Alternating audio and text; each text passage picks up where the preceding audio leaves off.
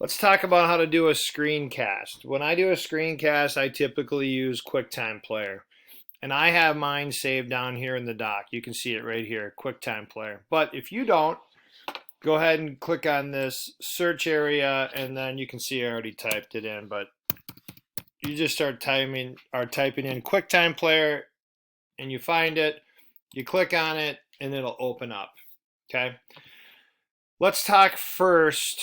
When we do a video, let's just say we're gonna open up jump rope routine number 1 in video. I have this labeled video because I know I'm going to use this Google slide presentation for my workout video. So I'm going to open this up. It's all ready to go because I already built it and created it and did everything I want. So what I'm going to end up doing is clicking on present. And I don't want to be in full screen mode like this, so I'm going to come down here and I'm going to click on this little box, which exits full screen mode, but it still is in presentation mode. And it allows me to access the tabs on top and also my toolbar at the top, which is what I need to fire up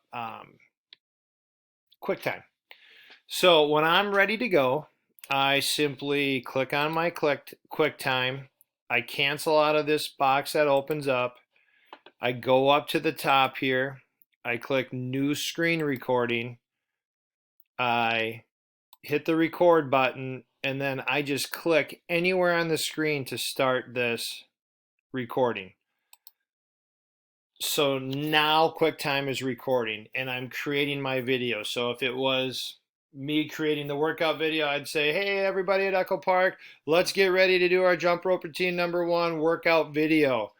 And then all I'm going to do is click through my slideshow presentation, give them my couple, hey, remember to find a space so you can jump without hitting anyone, always look before you jump.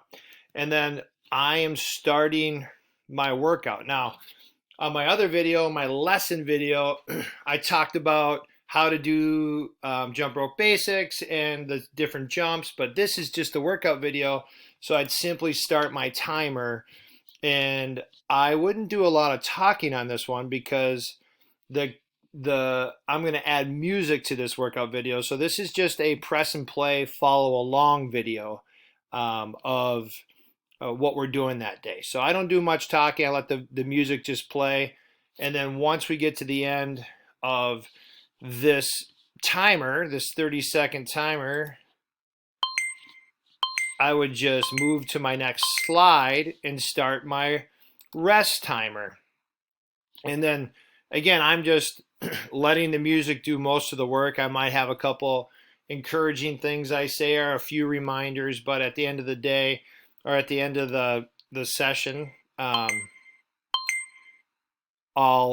I'll just move on to the next slide. Now, on some of these YouTube timers that we put in there, you'll see ads and things that pop up. I just click and X out of those ads as they go. So I take them through the entire set of slides, going through the workout and the rest. And again, if this was my workout video, I'm going to go back and add music, so I'm not going to talk a lot. I get all the way to the end. Great job. Woohoo. Keep up the good work. At the top here, you'll see this little stop button. Then that's where I click stop. Video's over. I can preview it and play it. Now QuickTime is recording and I'm creating my video. So if it was, there, that's our video we just made. You can go up here and go to save. I always just hit this little red X. It asks me if I want to save the video. I sure do. I'll just save it as test. I'll save it to my videos folder. You can save it wherever you want, your desktop, any other folder you created. I always have it go to my video folder, and I hit save, and it's converting it, processing it, whatever it needs to do. And when I go back here, I still have iMovie open. Don't need that. My videos folder, I look for test. There it is. So that's all you need to do to create a screencast. If you have any other questions, let me know. Otherwise, good luck.